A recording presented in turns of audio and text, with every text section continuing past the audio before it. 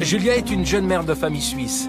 Pour se débarrasser de sa myopie, elle a tenté le voyage et a déboursé 1 000 € seulement, sans le billet d'avion. À Istanbul, pas moins de 8 cliniques sont spécialisées dans la chirurgie de l'œil. C'est dans celle-ci que Julia doit se faire opérer.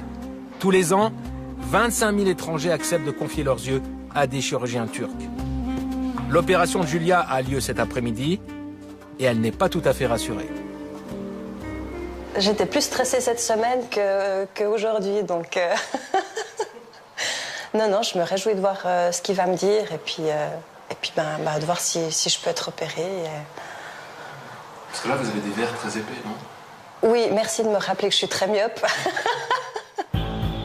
L'homme qui organise ce tourisme un peu particulier, c'est le docteur De Buren.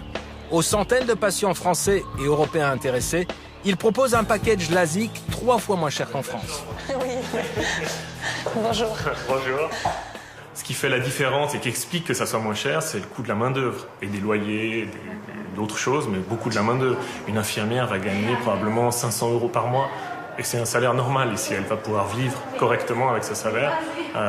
Évidemment, en France, on ne pourrait pas vivre avec ce salaire. Donc ça permet de faire des prix plus bas sans rogner sur la qualité. Première batterie de test avant l'opération. Rien de très différent de ce qu'on trouve en France. Mêmes appareils, même contrôle, peut-être davantage de personnel.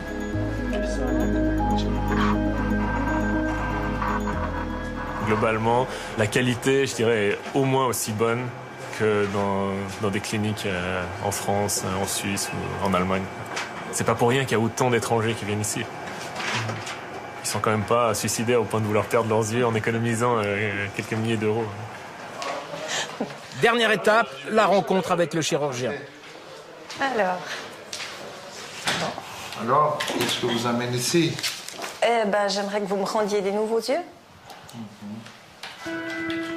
Mais avant de passer sur la table d'opération, contrôle crucial pour Julia. Elle va savoir si elle est opérable, si elle est venue pour rien à Istanbul. G, ou non, c'est un C, D. L'autre, ouais. Mais je peux vous dire que laser est possible. Super.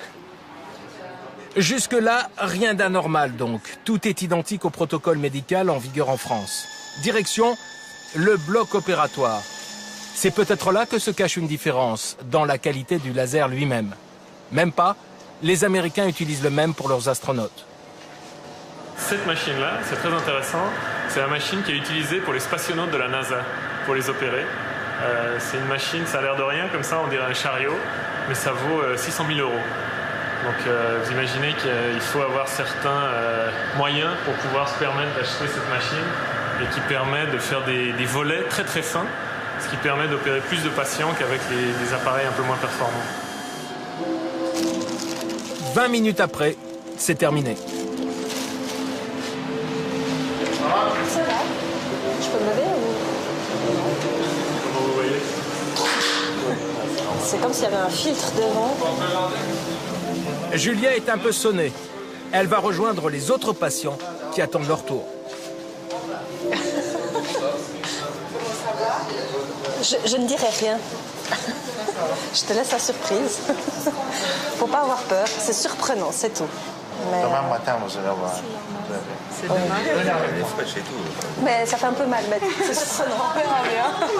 Ça fait. À tout à l'heure. Bon courage. Le lendemain matin, dernier contrôle avant de reprendre l'avion. Est-ce que vous pouvez lire? C'est encore un peu Julia flou, voit mais clair. Oui, j'arrive à lire, ouais. La dernière ligne, c'est RZCNB.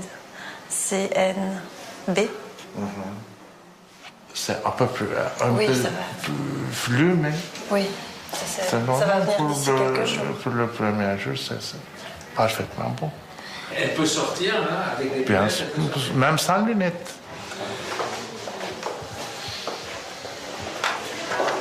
Bonne fin de journée. Au revoir. C'est vrai que ça fait 3 ans que j'attends de faire cette opération. Et là c'est que du bonheur, quoi.